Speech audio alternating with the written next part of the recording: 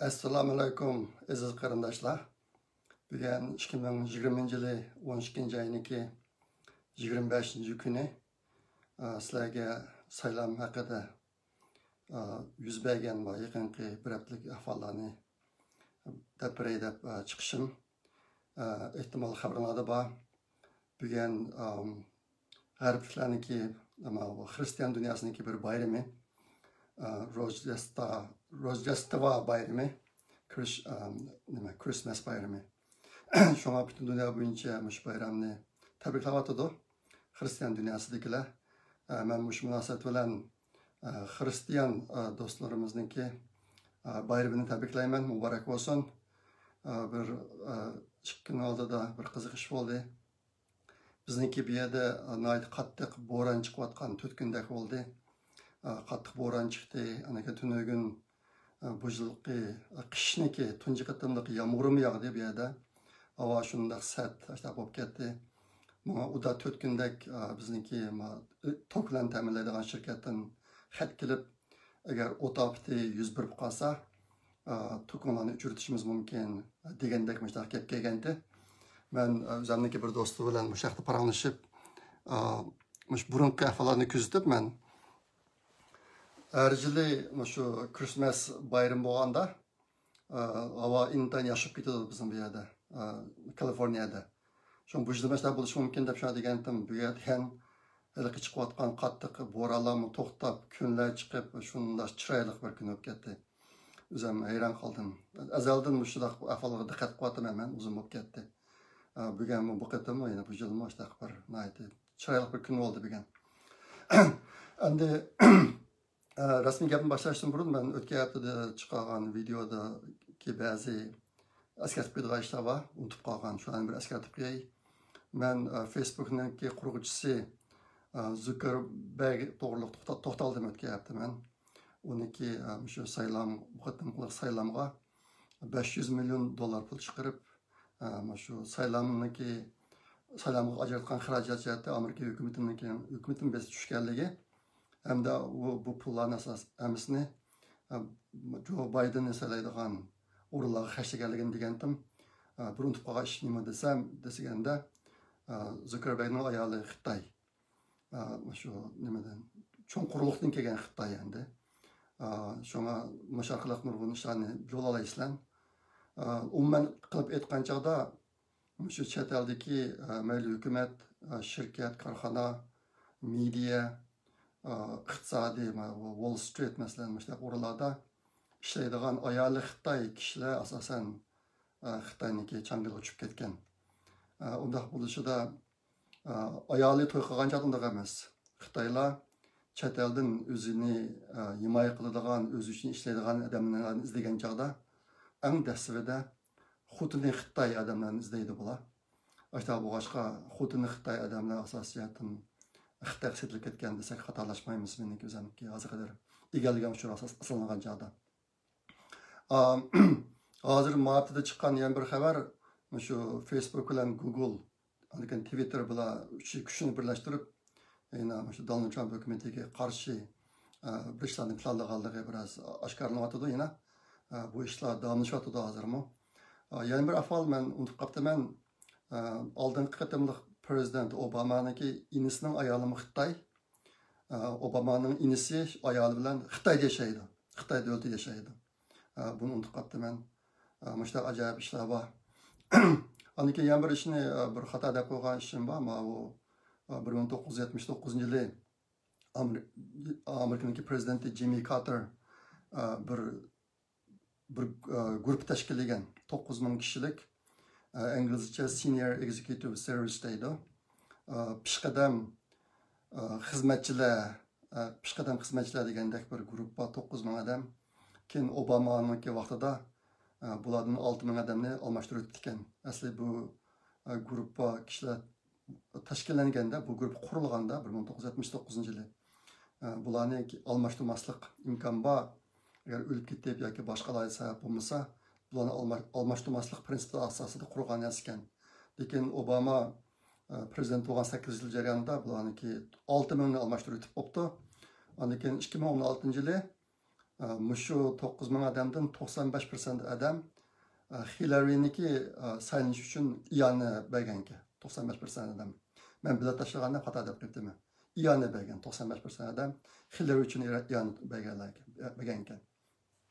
Hozir endi yaqinda xabarlarda anchmuncha kurslan Joe Biden'niki o'g'li Hunter Biden to'g'riliq ba'zi bir arzlik tekshirishlarning olib berilayotganligi o'tirib chiqdi. Boshqa cho'ng ishlar emas, uniki shu hukumatga boj topshirgan vaqtida saqlab qolganligi haqida tekshirish olib berilyapti degan narsa o'tirib chiqdi. Bu xabarlarni asosliq g'arbning asosliq medialarining hammasi biryapti buni. Endi bir hozir eqib yurgan bir ko'z qarash bu shu solchilarniki bir suiqasdi deydi. U nima degan chog'da hammamizning xabaridan bor Biden intayin yashangan bir kishi 78 yoshga kiribdi hozir. Ondan gap so'zlardan aytaylik 18 yoshlar ko'p o'zining gapini qilolmaydigan ahvollar ko'p. Aslida bu boshqa aslida bu solchilarniki plani Joe Biden'ni prezident qilib chiqarib uni saqlab qolish emas. Bu kadar saylanıp tüygendan keyin Joe Biden'ni tushirib, ondan keyin uning o'rniga Kamala Harris'ni ayolni muavin raislikka saylan qilayotgan Kamala Harris'ni prezident qilib, ondan keyin Obamani muavin prezident qilib ishlanishda yapmış planı var degan bir xil paranlar bor hozir. Xili kengri. Bularni sizlarga deb qo'ygim keldi. Shu sababdan hozir endi bu solchilarniki nazarda saylanma natijasi asosan chiqib bo'ldi deb shu asta Bidenni sezishga boshlayapti degan gap bor. Endi agar haqiqatan Biden saylangan taqdirdami uniki shu Xitoy, Rossiya qatorliq davlatlar bilan bo'lgan iqtisodiy ishlarda bir qism xato ishlari bor. Aslida bu boshqa keyin buni vaqtdan tushiritish ishlari elib berilib Biden'ni tushiritish mumkin degan parama bor. Agar kasal sababidan pensiyaga chiqib qo'ymagan taqdirda qonun jihatdan ashna qilish mumkin degan paralarmi bor. O'tganda men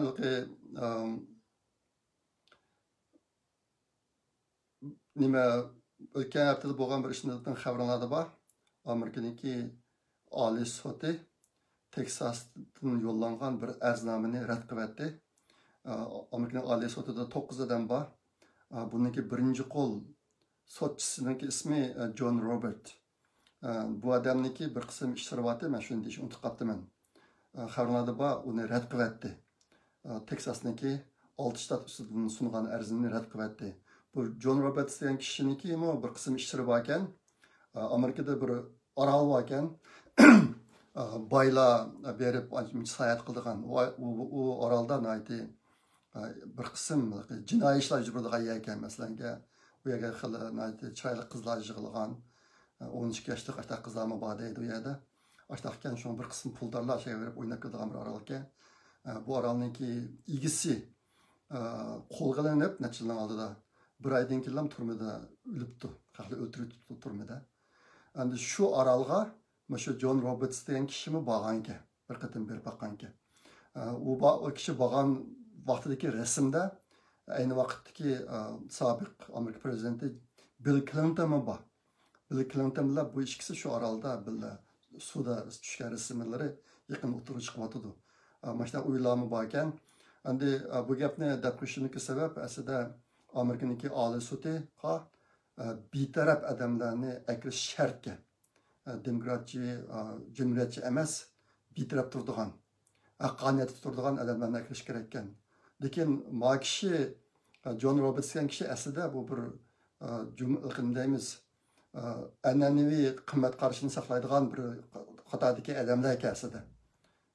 Nima deb qo'ydi? Ziyo paydo qildi Xitoycha erkinlikni yoqlaydigan taraf. Solchilardan emas, lekin bu odamning ishlari boshqa, buni qilgan ishlar agar buni cho'nqroq qo'llasa, bu odamniki huquqidan ayrilib qolish ehtimoli bor ekan. Shunga nima Linwood degan advokat nachqatim Twitter bilan sezib bu odamni xizmatini istiqo bersin degan yarashishandi. Boshqa bir ishlar bor ekan. Shu orolga borgan ishlar bor ekanda demokratchilar bilan birga, Bill Clinton bilan birga. Endi mushularmi hozir Amerikaniki oliy sudiniki qo'lidan chiqqan ish kelmayotganligi yoki bir qism ishlarni orqaga kechiktirayotganligining sababi shu deb qaralyotdi. Boshqa bir paralel o'tirish qilyotdi. Onun ki ben ötken qatim yana bir Patrick Barney degan bir kishiniki gapini qildim. U kishi aslida Overstock deb atalgan bir shirkatning qurgan shirkatning egasi bir yildan burun istifa berib, anandakin 30-40 tak tekshiruvchilarni tashkillab, shu Amerikaning saylimi haqida tekshirish olib borayotgan odam bu yaqinda ko'p narsani o'tib chiqaryotdi. Bir doktoratni chiqadi o'tirga. Endi mush odamniki medialarga deb berishicha, bu odam mush Amerika FBI'niki talabi bilan Hillary saylamga qatnashgan vaqtda 2016-yili ba'zi bir pul yo'tkazishga qatnashgan ekan. Masalan, Hillaryga bir yerdan 18 million dollar pul kelgan ekan. Shu pulni yo'tkazib bir qism ishlarga mush odamni saqlagan ekan FBI'dan. Keyin saylam ishlari tugab bo'lgandan keyin FBI buni izlab, buningdagi bu pulni gapini qattiq chiqarmaysan deb ekan. Muvaqqatli saylandimi, yana ish bo'libdi. FBI'dan. Mushta bir ahvollar bor. Shu vaqtda Hillaryga Turkiya 20 million dollar pul bergan ekan.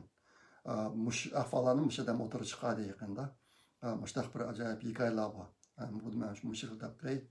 Endi xaronada bor, men o'tgan hafta dedim 2018-yili Donald Trump bir ma'muriy buyruqni o'tirib chiqqan ekan. Shu chet el hukumati Amerikaniki sayilmiga aralashsa, uni qanday bir taraf qilish haqida 2018-yili. Endi mush narsalarni o'tirib chiqishida shu Patrick Barney'niki tashvish ahvollarini bilan munosabatli deydi kishilar. Lekin bu ishdan yana bir narsani oldin biz bilalaymiz. Donald Trump jiroqlik ko'rgan odam ekan. 2018-yildan keyin saylamda bo'ladigan bir qism qalamqonchilarni o'ylab, shunday bir ma'muriy buyruqni o'tirib chiqib qo'ygan ekan 2018-yili.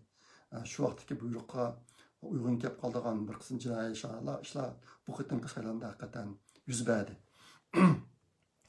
Endi rasmiy mazmunga kelsak, o'tgan oldingi bir hafta ichida bo'lgan ishlardan bir qanchasi bor. Uniki birisi sizlarning xabaringlarda bor. Teksasga qo'shilib 16 shirkat 16 shtat Teksas shtatiga qo'shilib Amerikadagi tavranma 6 shtatniki saylam natijasi ustidan arz qilgan Oliy sudga. Bu arzni Oliy sud yondiribdi, qabul qilmadi. Ularniki ko'rsatgan sababi mundaq. Aslida mustaq Amerikadagi Oliy sudga arz qilgan vaqtida ikki xil chora bilan bularni yondiritish mumkin ekan. Birisi uni rad qilish. Asliki bu arzim oqmaydi. Qonun jihatda bu sinki arzim qonun jihatdan oqmaydi deb qaytarib o'tish. Buni inglizcha merit based rejection deydi ekan. Ikkinchisi sizning qilgan bu ishing bu Amerikadagi qonuniy qoidasiga uygun emas. Rasmiyatga uygun emas deb qaytarib o'tgan ish. Muvaqqatimki shu Teksasniki sungan arzini Oliy sud bu rasmiyatga uygun emas. Bir shtat, yana bir shtatning ustidan arz qilsa bo'lmaydi deb qaytarib o'tgan ekan. Qaytarib o'tgan o'tgan hafta bu to'g'ri so'zlab berdim. Endi undan keyin Donald Trumpniki qonuniy atriti, qonuniy guruhi Philadelphia shtati ustidan arz qildi. Buning ichidagi arzdor Donald Trump o'zi endi. Bu boshqa Donald Trumpniki huquqi bor ekan, qonuniy huquqi. O'zi oldiga arz qildigan. Bu arzini sunib ekan, bu haftada bo'lgan bir cho'ng ish nima desanglar? Bu qitim abakidak qonuniy jihatdan to'g'ri emas, qonuniy jihatdan haqiqiy emas deb qaytarib o'tmabdi yoki rasmiyatga uygun emas deb qaytarib o'tmabdi. Uni aksicha siniki bu arzingni 1-oyniki 22-kundan keyin andikin bir taraf qilamiz deb deb o'tiribdi. Shunga agar diqqat qilsanglar, Amerikaniki yangi prezidenti 1-oyniki 20-kuni qasam ichib huquqni qo'lga oldi. Oliy sud maaşlandı. Shu yangi prezident chiqib bo'lgandan keyingi vaqtga to'g'rilab qo'yibdi. 1-oyniki 22-kuniga. Ya'ni bu arznamani bir taraf qilishni kechirib o'tibdi. Bu mushatda chiqqan bir cho'ng voqea endi. Aslida Trump'ningki talab qilgani bu arzni birinchi ayning 6 kunidan burun bir tartib bo'lganada deb talab qildi. Ashta talab qilish huquqimi bor ekan, lekin buni ashta keyin kechirib tutdi. Bu endi Trump'ga foydasiz bo'layotgan yana bir ahvol. Shunga hozirgi shu ikki qatimliq ahvoldan ko'rilishga bo'ladi. Amerikaniki oliy sudi birinchidan ishlarni kechirib bordi, ikkinchidan hech qanday ish qilmayapti. O'tgan qatimki Teksasniki arzidimi tutqa yo'li hech qanday ish qilmaslik. Amaliyotda bir shtatning yana bir shtat o'zini qilsa bo'lmaydi deydigan bu ko'rsatgan rasmiyat masalasimi amaliyotda to'g'ri emasga. Nimishqa deganda agar hamma shtatlar prezident saylaydigan ishni to'g'ri berib, 6 shtat to'g'ri yapmaslik sababidan aslida saylanadigan prezident saylanmay qolib qolsa, hamma shtatlarniki manfaatiga ta'sir etadigan gap. Özürü sayılmagan bir kısım ştatlarniki özürü sayılmagan adamı prezident bo'lib qolgan gap. Shuni aytgan chaqda bu qonun jihatdan buni qubullish bo'lmaydi deb qaralib bo'lmaydigan bir ahvol amaliyotda, lekin bunda sanatdan chiqdi. Lekin shu bir hafta bo'lgan yana bir ahvol Arizona shtatidagi Cumhuriyetçi parlament a'zolari bu bir arizona sunibdi ekan. Arizona shtatidagi yuqori sudiga sunsa uni qaytarib o'tibdi, uni reject uni qabul qilmabdi. Bu qonunga uyg'un narsa emas. Saniki degan o'tirib qo'ygan narsalar putar turmaydi deb qaytarib o'tibdi. Lekin ularga yana bir javobni beribdi endi. Uni biz bir taraf qilmaymiz, ammo o'zinglar bir taraf qilasizlar. Mushku Arizonadagi parlamenti o'zinglar qaror chiqarib shu mas'ul degan bir necha noyinik ishni o'z oldinlarga bir taraf qilsanglar bo'ldi degan bir javobni chiqaribdi. Aslida arznamani qabul qilmabdi. Uni rad qilib ketibdi. Bu bir ahvol bo'ldi. Ondan keyin 12 ayning 22 kuni seshanba kuni Michigan shtatimi xuddi Teksasga o'xshash Amerikaniki oliy sudiga arznoma sunibdi. Bu qatim 5 shtatniki ustidan aslida 6 shtatda, buning ichida Nevada degan shtatni kirgizmabdi bu qatim. Nimishqa deganda Nevada degan shtatniki mayli senatorlar bo'lsin yoki nimasi bo'lsin, bu Avam palatasi a'zolari bo'lsin, har ikkilisida nimalar ko'p ekan. Demokratlar ko'p ekan. Ashta boshqa bu Nevada sudida asqan taqdirda o'tish imkoniyati yo'q. Ashta bu hol uchun buni kirgizmay qolgan 5 shtatniki ustidan az qilibdi. Bu arz nimnikiga o'xshaydi ekan, Teksasnikiga oliy sudga yo'llabdi. Ondan keyin 24-slar, ya'ni tunugun Wisconsin shtatimi yana bir arz sunibdi oliy sudga. Shu Teksas shtatiga o'xshash endi. Bularni bir javob emas bo'lmay ekan, lekin nim deb javob berdi, hozir aniq emas. Yana burunqadaq bo'lamdi yoki bularni birinchi 20 kundan keyingi kechtirishdan qo'llanmaydi. Bu ishlar bo'libdi. Ondan keyin bu ishga arzlardan birisini, hozir birisiga javob kelibdi, bu birisiga bergan javob uni birinchi ayning 14-kuni ko'p chiqamiz degan javob kelibdi, ikkisidan birisiga. Shundaqda yana birinchi ayning 6-kuniga ulgurmaydi degan gap. Tunugun Donald Trump o'ziniki Floridadagi uyiga ketib, o'shada 3 minut shu Christmas bayrami haqida 3 minut so'z qildi. Bu so'zida bu qatimki saylovniki oqsida Xitoy hukumati bor, Xitoyning quli bor deb aytib keskin o'tirg'a qo'ydi. Hozir endi Donald Trumpningki deganda bu qatimki saylovda xato tashlangan, saxtapazlik qilingan biletning soni 20 millionga bordi deb deydi. Bu ishda bir aniq bir paket bor. Bu paket nima desanglar, Amerikadagi prezidentlik sayloviga bilet tashlashga tizimlatgan nopsniki soni 133 millionga. 133 million. 133 million 74 million adam Donald Trump'a bilet tashladı hozirgi yaşında. 74 million. Şuna 133 milyondan 74'ne eversek, eğer 70-70 olsa 140 buldu. Ne bulmağandıkken Donald Trump'a bilet tashlaganlar 74 milyon bo'lg'ashqa Biden'ın bilet tashlaganlar aslida 69 milyon bo'lishi kerak. 69 million bo'lishi kerak. Ammo hozir Bayden'niki tutgan bileti Donald Trump'dan ko'p. Bu har qanday qismi agar saylanmniki agar saxtapazlik bo'lmasa, bunday bir natija chiqishi mumkin emas. Hozirgi kishilarniki hisoblashida Biden 13 million biletni saxtapazlik bilan olgan degan yakun chiqyapti.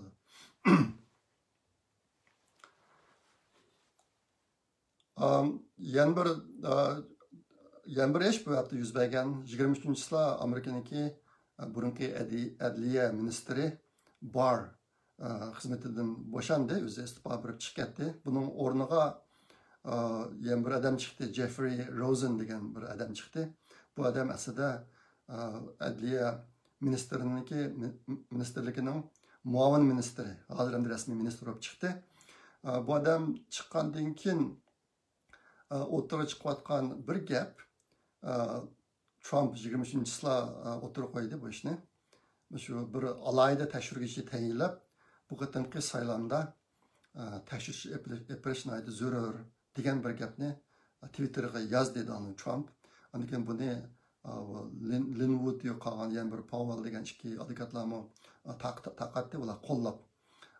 Bu bar vaqtida mana ishni qilishga barqatib unmagan. Oxirgichilik bu qatimki saylovda salom natijasini o'zgartirib kerak, unda saxtapazlik yuz bermaydi deb turib oldi. Xizmetidan bo'shaydigan 23-yilda yana bir qatim muxbirlardan savol javob berganda yana mush gapni deb chiqdi bu odam. Lekin Donald Trump mana tashvish operasiyoniki zuriyati bor degan gapni ilgari suryapti. Yaqinda o'tgan juma kuni Donald Trump o'ziniki ishxonasida bir qism odamlar bilan ko'rishibdi. Bunun içinde Giuliani bor, Linwood, Sidney Powell, Abertaman degan Patrick degan kishilarning hammasi bor. Hozir tarqalgan bir cho'chak endi. Donald Trump o'sha bir alayda tashkilotchini o'tirib qo'yib, tashkilotniki qiymati bor deb aytibdi, lekin Donald Trumpniki o'ziniki advokati, ikki advokat bor. Birisi Giuliani, yana birisi Alice degan xonim. Bu ikkisi uniki zurriyati yo'q.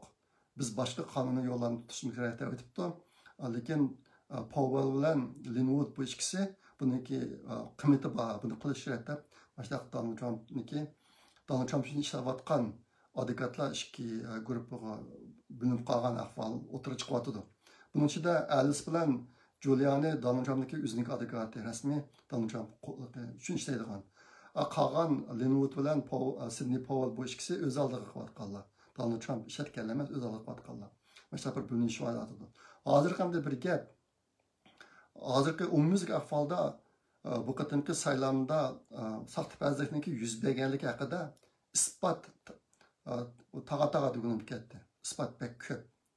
Bu muhim masala adliya ministerligi yo'lida ish yapolmay, oliy sud yo'lida ish yapolmaganligi uchun bu isbotlarniki qiymati bo'lmayapti hozir.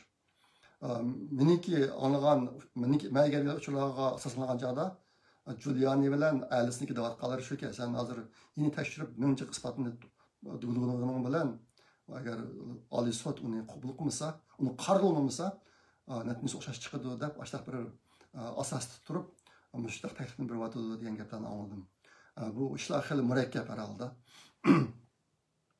Andan keyin 2016 yıldan keyin boshlangan bir tekshirish faoliyati shu saylovda oldingi qatimliq saylovlarda nima ishlarni yuz berganligi, bu shu Donald Trumpni tekshirish bo'lib ketdi, bek eg'ir. Donald Trumpni Rossiya bilan munosabati bor deb turib, uni hatto vazifasini eptash etmoqchi bo'lib, mana shu demokratchilar zodi 2 yildek tekshirish olib borgan. Endi shunga qarata zodi bu tekshirishni kim o'rlashtirdi? Qanday sababdan buni oqilnish nima mushni aniqlaydiganga bir tekshirish atirtini ish qilib ekan. Lekin bular aslida o'tgan men degandek saylov bo'lib 45 kundan keyin bu dokladni yo'llab bo'lish kerak ekan. Bu doklad kechib ketgan. Hozirgi parangda bu doklad 1-oyniki 6-kundan burun, 1-oy kirib bo'lgandan keyin, yangi yil kirib bo'lgandan keyin 6-oylardan burun o'tirib chiqish mumkin degan farazda o'tirib tushyapti. U qanday bo'ladi buni bilib olmaydi. Anından keyin bu hafta bo'lgan yana bir cho'ng xabar. Xabarlarda bor Amerikaniki davlat mudofaa hamchot qonun loyihasi o'tirg'i chiqdi. Bu intayin cho'ng bir hujjatgan jami 5593 bet. Buni shu Avam palatasi bilan Kengash palatasiniki a'zolariga tarqitib, andan keyin umumiylik bilan tashlaydigan ish bo'ldi ekan buningga. Lekin bu dokladda yaqinda bitib, necha kunning oldida. Andan keyin bilan tashlashchi bo'lgan vaqt orliq intayin kichik, qisqa orliq bir necha kundan keyin bu kishilarning hisoblashi bo'yicha qarag'an chog'da bu ikki palataniki a'zolari bu qonun loyihasini qo'lga olib, uni yig'in shu buningga bilet tashlaydigan yig'indan burun o'qib bilish uchun 1 soatda 560 betdan o'qishga to'g'ri keldi ekan. Buni asosan hech kim bunday qilmaydi deydi. 1 soatiga 560 betdan o'qisa, aran o'qib tugitib bo'ldi ekan bilet tashlashdan burun. Ashta bo'lganligi uchun buni ikki Avam palatasi bilan Kengash palatasiga bilet tashlashga qo'ygan joyda o'tib ketibdi. 3dan 2 qism a'zolarniki qo'llashi bilan bu tasdiqni o'tibdi, endi ma'qullanibdi. Lekin buning ichida bir qism masalalar bor ekan. Buniki bir masalasi aslida Donald Trump izchil turda deb kelayotgan bir isboti. 230 modda degan bir moddani bekor qilib etinglar. Agar uni bekor qilmasanglar, men bu qonun loyihasini imzo qo'ymayman deb kelgan. Donald Trump bu 230 modda degan nima ekan desanglar, bu 1996 yılı o'tirib chiqqan bir qonun moddasiga bu moddada ijtimoiy taratqulardagi ijtimoiy taratqularni ishlatadigan odamlar bir narsa chiqqan vaqtida uniki mazmuniga ijtimoiy taratqush shirkatlari mas'ul emas degan mana bir mazmun ekan. Hozir shu yaqinda bo'layotgan ishlar nima desanglar, bu qatimqi saylanda şu Facebook, Twitter, Google qatorliq cho'ng ijtimoiy taratqular Donald Trumpni besib, demokratlarni qo'llab ajoyib ishlarni qildi. Endi bu yerda bu shirkatniki egalari xalqlar choplagan narsaniki mazmuniga qonun jihatdan mas'ul emas, javobgar tortilmaydi degan bir modda bo'lgani uchun bular ashta qiladi dendi. Shunga Donald Trump mashni evitinglar, mash moddani bekor qilinglar, agar bekor qilmasanglar men imzo qo'ymayman deb kelgan izchil turda bu qatim uni evatmabdi, shuni ichida bor ekan. Bu ahvollardan nima ahvol kelib chiqdi desanglar, bu yil Xitoyniki tashkilotlari, Xitoyniki masalan Huanzhou Shibao degandek o'rinlari bu yilgi shu virusni Amerikaniki shu Osiyada turishliq dengiz armiyasi tarqatgan degan gaplarni chiqargan Twitterga. Lekin bularni cheklamagan, shu Twitterda cheklamadi gaplarni. Xitoy hukumati chiqargan ashundaq gaplarni cheklamadi. Lekin agar hozir shu Twitterga qarab boqadigan bo'lsanglar, Donald Trump har qanday bu qatimki saylovda ko'rilgan saxtapazlik haqida bir gap qilsa, uning ostiga Donald Trumpniki bu gap haqida talash tortish bor, buni ishonmanglar degandek gapni chiqarib qo'ydi. Har qatim Amerikaning prezidenti haqida. Amerikaning prezidenti o'zining degan gaplarini shu birinchi deyamayotdi, lekin Xitoyda deyalayotdi. Mushtaq bir qonun moddasi tufayli. Ashta bo'g'ashqa Donald Trump buni amaldan qoldirib o'tmaydi. Buning aslidagi keyingi maqsadi nima desanglar, mana amaldan qoldirib o'tgandan keyin ijtimoiy taratqularniki boshliqlariga qonun jihatdan chora qo'llanishi mumkin. Bunun ichida birinchi kishi shu kim bu? Facebook'niki quruvchisi, abatmanlikni qilgan. Uniki budjetga ishlar emas, 500 milyon dollarniki ishi bor bu yerdan. Kishilar hozir agar bu qatim ijtimoiy taratqularniki boshliqlarning qo'l oldiga ishlar bo'lib qolsa, birinchi bo'lib Facebook'nikini qo'l oldi degan gaplar taqilyapti. Shunga bu modda hozirm bor ekan. Bunundan boshqa bu qatimki bu 5593 betlik bu qonun loyihasining ichida qonun loyihasiniki 4028 betida Donald Trump 2018-yili chiqargan ma'muriy buyruqniki ijro qanday ahvolda ijro qilindi degan narsalarni qo'shib qo'yibdi. Bir betga 4028 betidagi mush qonun loyihasiniki.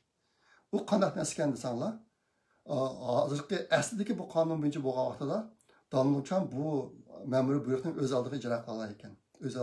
O'z oldiga harbiy holat yurgizib, bir qism tutuq odamlarni tutib, o'sha qila olar ekan. Lekin bu qadimki qonun loyihasi kirgizgan narsa nima ekan desanglar, asosli mazmuni shu ma'muriy buyruqni ijro qilish uchun oldi bilan Avam palatasi va Kengash palatasini o'tkazish kerak. Ashlar tasdiqlagandan keyin andan keyin ijro qilaydi degan narsani kirgizibdi bunun ichiga.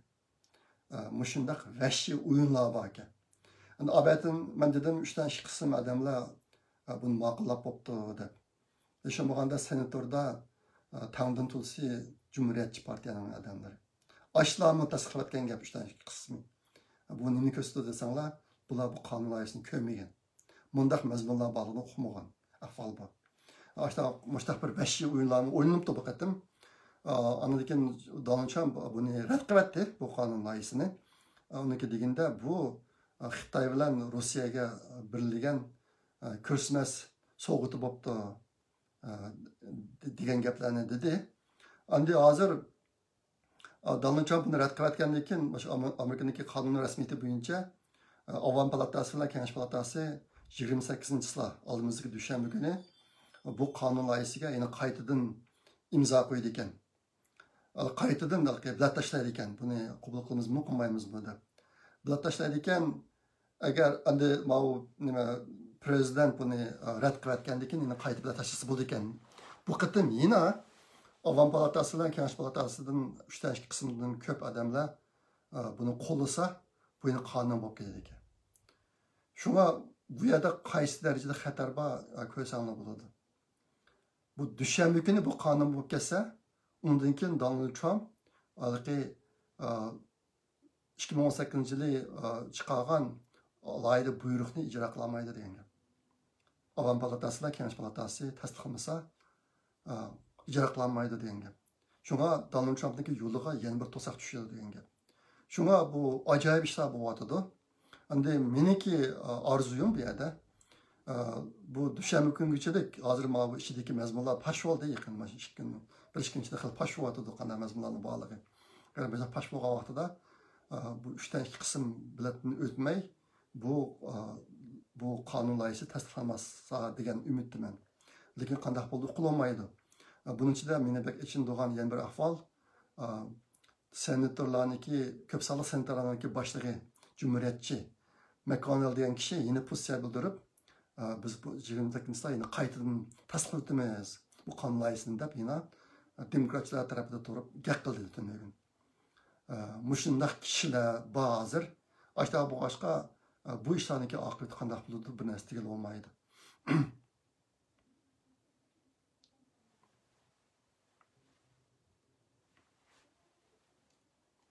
Lekin shu davlat mudofaa moliyasi haqidagi qonun loyihasi buning ichida Xitoy virusi haqida bir qism pullarni taqsim qiladigan bir kichik qonun loyihasi bor ekan, qonunlar bor ekan. Bu asosan demokratlarniki dunyo pul tarqatish plani bo'pti. Uning ichiga diqqat qilsanglar shunchalik hayron qolasizlar. Pullarniki taqsim qilinish ahvoli shu O'rta Osiyodagi Burma deymiz, Bangladesh deymiz, nurg'un davlatlarga nurg'un pullarni ajratibdi.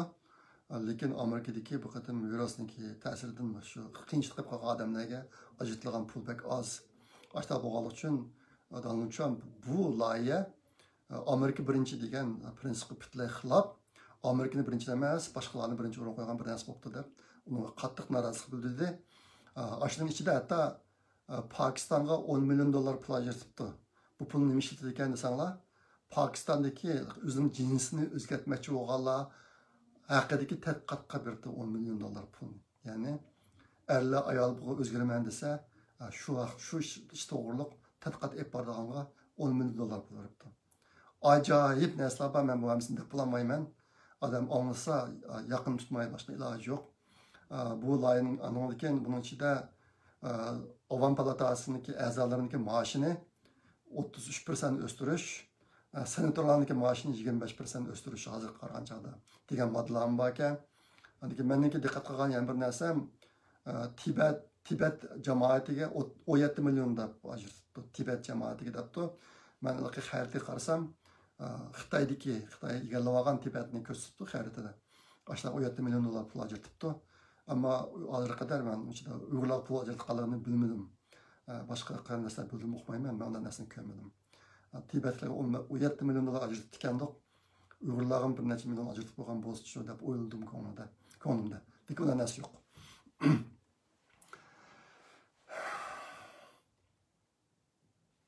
Endi bu yuqoridagilari bir hafta ichida bo'lgan ishlar. Bu bir hafta ichida bo'lmagan bir ishmi bu?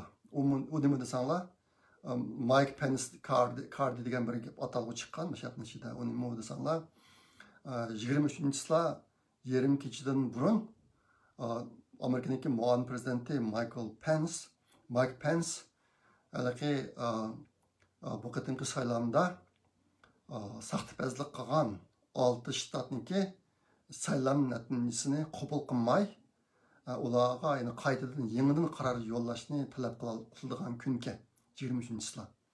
Ashta kunkandiq yarim kechadan burun ashta qilib bo'lish kerak ekandiq. Şoň nurgun kişiler işte 101'de dep tuğan. Çarşamba günü bolmakçıydı bu iş. Lekin bu iş yüz vermedi. Michael Pence bu işini qilmadi. 6 shtatdan salamlardan yana qabul qilinmaydi. Şoňa boshqadan qaror chiqib akilinglar degan narsani demedi. Endi hozir bu jetkishlar intayin qarang'u. Nima sababdan mushtaq bo'ldi? Uqulolmaydi. Michael Pence ta hozirga qadar Donald Trump bilan yaqin turyapti. Donald Trumpga asli qildigan bir ishni qilib boqmadi. Men unday narsalarni gapni olmadim, televizorlardan ko'rib boqmadim. Lekin nima uchun mushtaq bo'ldi? Uqulolmaydi. Bunun da hozir ikki xil ko'z qarash bor. Birisi shu aslida 23-yillar mushtaq bir narsani o'tirib qo'yishniki oxir kunisi deydi ba'zilar. Yine ba'zilar deydi, 23-yillardan boshlab 1-6-kungacha qaysi vaqtda bu talabni o'tirish qasi bo'laverdi deydi. Ikkisiniki qaysi ras bilamadim. Lekin amaliy ahvol nima desanglar, 23-yillar Mike Pence bu talabni o'tirib qo'ymadi. Mesela haqida. Endi birinchi aydan 6 kuni intayin muhim kun. Hozir endi bütün ko'z shu yerga tikildi. Bu Patrick degan kishi, degan kishi. Bu kishiniki bu kishi Xitoy to'g'ri izlangan ekan. Bu yaqinda bir maqolani yozibdi bu odam. Ondan keyin Adikat Linwood o'ziniki Twitter'ga bir narsani chiqardi. Bu odamning o'tirib qo'ygan bir ishi bor.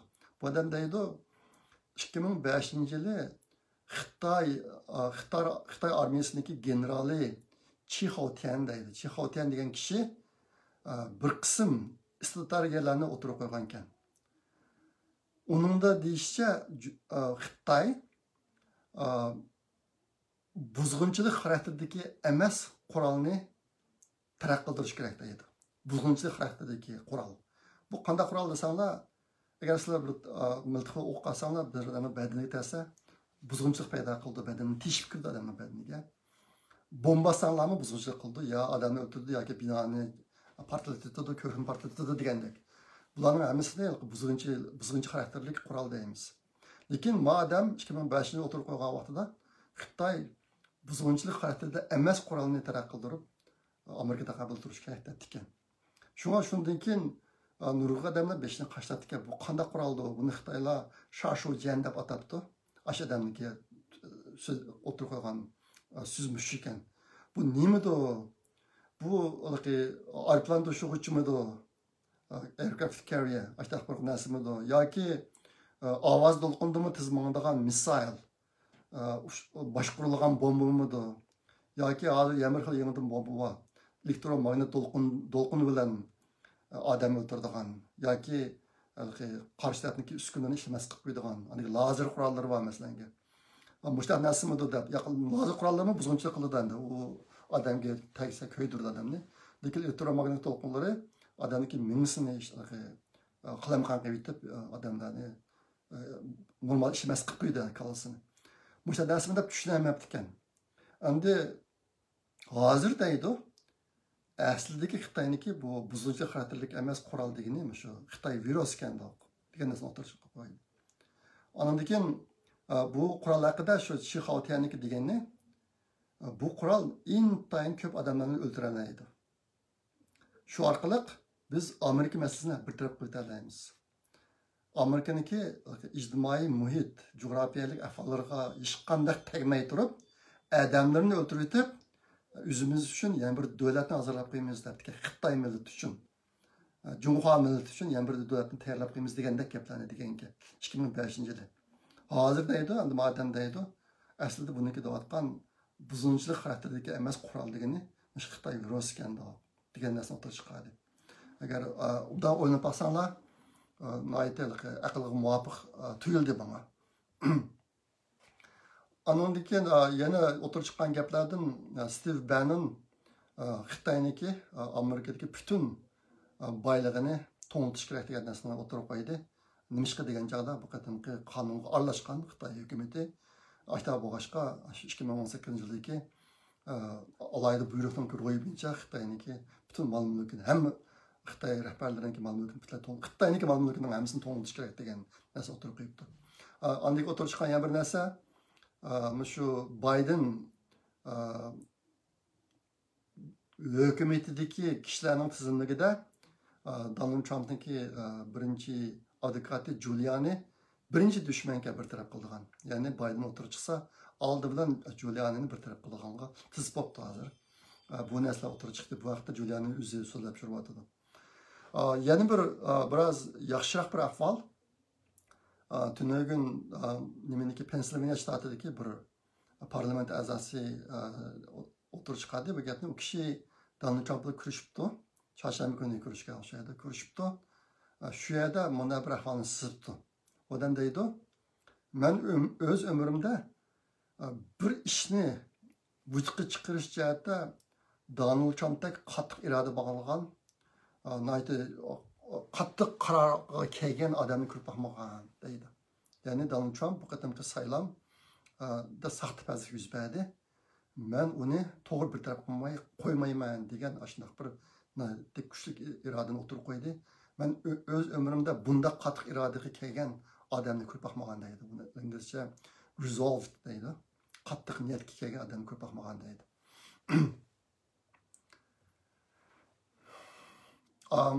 Bu hafta bo'lgan yana bir ish Nancy Pelosi, sizlar bilasizlar, u Amerikaniki 3-chi boshlig'i. Birinchi boshliq Donald Trump, ikkinchisi Mike Pence, muavin prezident, uchinchisi shu keyin Ovam palatasiniki bayonotchisi Nancy Pelosi. Nancy Pelosi o'ziniki shu Demokratik partiyaning rahbarlariga gap qilgan vaqtida men hozir Donald Trumpni Oqsaydin qo'llaydigan kunni soatlab sanavyapman. Men uniki chechildan tortib, kichik qo'ldan tortib, putidan tortib Oqsaydin qo'llab chiqaritaman deb o'shada gapni debdi.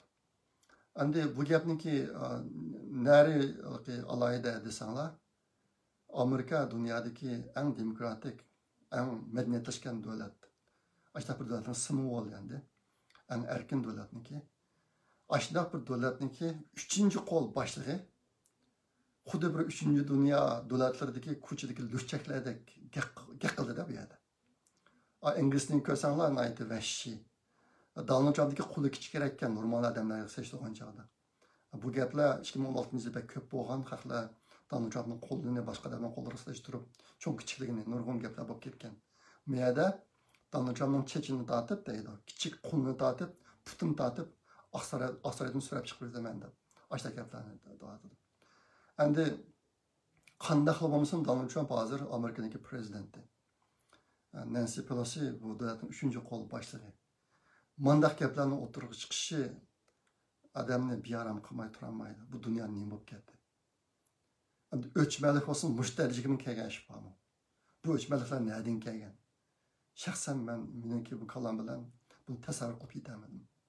Intayin ko'nglim yerim mushishlarga. Amerikaning hozir ahvoliga. Shunday qilib, hozir endi hamish birinchi ayning 6-kuniga qoldi. Uning oldida cho'ngroq bo'ladigan ishlardan ikkilarni dushanba kuni Amerikaniki davlat mudofaa hamchot qonun loyihasi u bir ish bor, uni boshqa ishlash birinchi ayning 6-kuniga qoldi. onun için neymiş buldu okulanmaydı. Hazır birinci ayın 6. günü bu saylam bilet sanını aşağı vaxtıda onu karşı turumuz degen Cumhuriyetçi Partiyaniki Avam Palatası ve Kengaş Palatası azalları xili köp hazır. Xaranlarda bak, iki tarafın birdilerden karşı tursa qaytadan bir bilet taşlaş epamiz olmaydı. Bu iki palatada. Aşağı bu aşağı birinci ayın 6. günler bu iş olmakçı.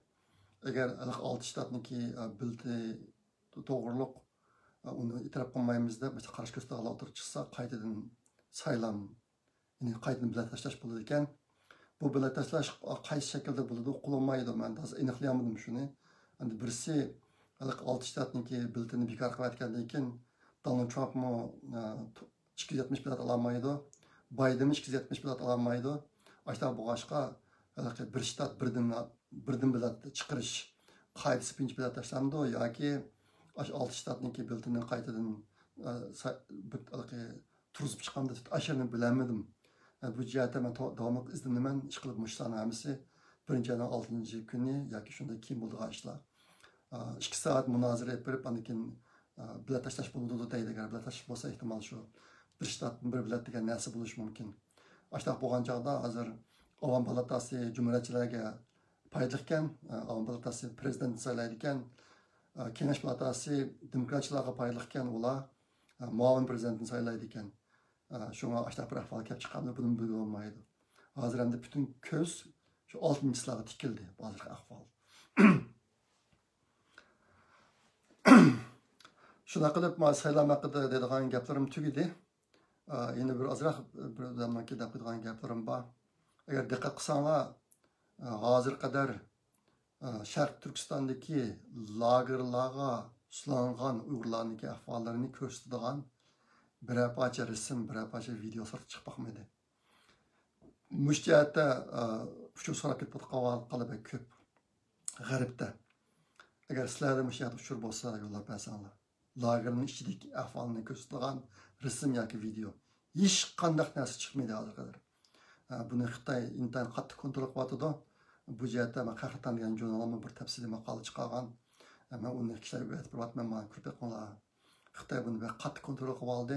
Shu sababdan chiqmayapti deyapman. Ashtaqdimi men sizlarga bir iltimosim va bu jihat uchirib qolsa yo'lasanglar.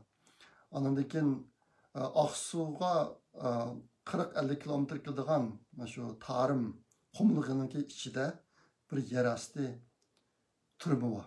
Bek cho'ng turma. Bununla bir neçe 10 ming adam sığış mümkün. Meniki algan uçurumda. Muşunu to'g'riliqmi hozir qadar hech qanday narsa xalqaro mediaga chiqib boqmadi. Hozir lager turmalarniki 300 dak larniki o'rni, adresi degan narsa xaritlarga turg'izilib qilinib bo'ldi, lekin ma turma to'g'rishqana gap yo'q. Ashtaq bir turmada yetib boqqan bir qarindoshimiz bor chet elda. Uni bilan paranglashib boqdim. Ama o qarindashimizning apag'atida kalisi holi kaydirib apag'alik uchun ishini ko'ramagan. Bu turmada suv zindon bor. Men paranglashgan kishimi shu zindonga yetib boqqan. Suv zindon. Water cell deydi inglizcha. Mush to'g'riliq uchurlarni bildigan qarindoshlar bo'lsin, men bilan aloqalashgan bo'lsanglar. Yaqinda yoqi Uyg'ur qizlariniki Xitoy bilan to'y qilayotgan, bolliq bo'layotgan videolar intan ko'p chiqyapti. Hozir bu narsalar TikTok, ünlüdarlarda bek köpken. Endi uni to'g'ri nima deyishini uqolmayman. Hozir 2017 yildan burungi ahvollarni ko'rsa adam shu yerga yetishib aram birga kelib qoladi.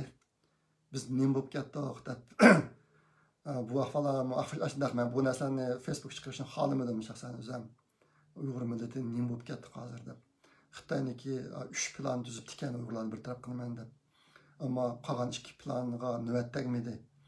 Birinchi plan bilan muvaffaqiyat bo'lganligi uchun Uyg'urlarning ahvoli nacharlashib bugungi kun keldik. Agar Amerikadagi bu qatamqi saylam agar biz shaxsan men orzu qilgandek bo'lmasa, Xitoylarni Uyg'urlar ustidan yurgizayotgan siyosatni bexaraman yapara oladi. Bizni qanchalik bardosh qila olamiz, vatan xalq qancha bardosh qila oladi, uqmayman. Ahvoli eg'rar bu jihatdagi. o bir neçe günün aldıda Qozog'istondagi bir qarindoshimiz Facebook'qa bir narsa chiqarib qo'yibdi. Vatanga kelganlardan egalgan ahvolni yaqinda Sharq Turkistonda shu hukumat yuqori darajadagi kadrlarni yig'ib bir narsa qutuga o'xshaydi. Şinjan'a qaratgan siyosatimiz 30 yil o'zgarmaydi degandek bir narsani 30 yil hozirgidek ma'nomimiz deb. Ondan keyin bundan keyin Sharq Turkistondan chetga chiqadigan Uyg'urlarni qattiq cheklaydi ekan. Çeklaydi ekan, chet eldagilarniki Sharq Turkistonga borib berishni butunlay to'sidi ekan. Shunday qilib chet eldagi kichik bolalar, orqada tug'ilgan bolalar 30 yilning ichida asmasiya bo'lib yo'qaydi debdi. Hozirgi cho'ng yoshliq da'vochilar o'lib tugaydi 30 yilning ichida. Yoshlar asmasiya bo'ladi. Yig'inda odam sirtqa chiqolmasa, ashuna bilan chet eldagi Uyg'ur da'vosi butunlay o'ladi degan narsani uqtiribdi shu yig'inda. Bu narsa hammamizniki qalbida bo'lsin. Har birimiz o'zimizniki bundan keyingi hayoti to'g'riliq o'ylangan vaqtida bu narsani unutib qolmaylik. Ondan keyin bana aytdi lazım o'qitib qolgan yana bir xil uchur. Ishkirdagi Uyg'urlarni qul qilib ishlatayotgan zavodlarniki ahvoli. Video, rasm. Ishkirdagi Uyg'urlarni qul qilib ishlatayotganlari. Ondan keyin Sharq Turkistondagi Uyg'urlarni ishlatayotgan chet elliklarniki shirkatlari. Mushaqda ushurib qasimi va atbirona bek lazım bo'lyapti hozir. Vatanga kelgan yangi uchurlarni Uyg'ur axborot markaziniki videosida ko'rsizlar. Xudoyim bo'lsa ati chiqdi bu. Burg'adaklamkin. Shu yerdan bilib olinglar.